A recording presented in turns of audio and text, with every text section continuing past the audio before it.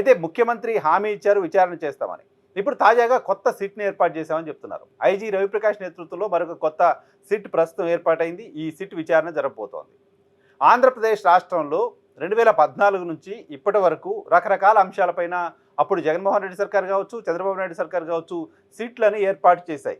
ఈ సిట్‌లన్నీ ఎలా పనిచేస్తున్నాయో చూసాం. వివేకానంద రెడ్డి హత్య కేసుకు సంబంధించి ఏర్పాటైన 2, 3 సిట్లు, విశాఖలో భూముల కుంభకోణానికి సంబంధించిన ఏర్పాటైన 2, 3 సిట్లు, తిరుమల లడ్డు అంశానికి సంబంధించి ఏర్పాటైన 2, 3 సిట్లు.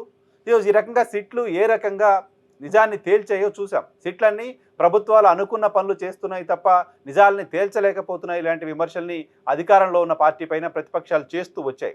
అటువంటి నేపథ్యంలో తాజాగా మరొక సిట్ ఏర్పాటైంది. గడిచిన 5 ఏళ్ల పాటు అప్పటి ప్రభుత్వం సిట్ ఏర్పాటు చేస్తే సిట్లతో ఒరిగేదేం లేదు, సిబిఐ విచారణ కావాలని డిమాండ్ చేసిన చంద్రబాబు సర్కారు ప్రస్తుతం సిట్లు ఏర్పాటు చేస్తోంది. సో ఈ సిట్తో ఏం జరుగుతుంది?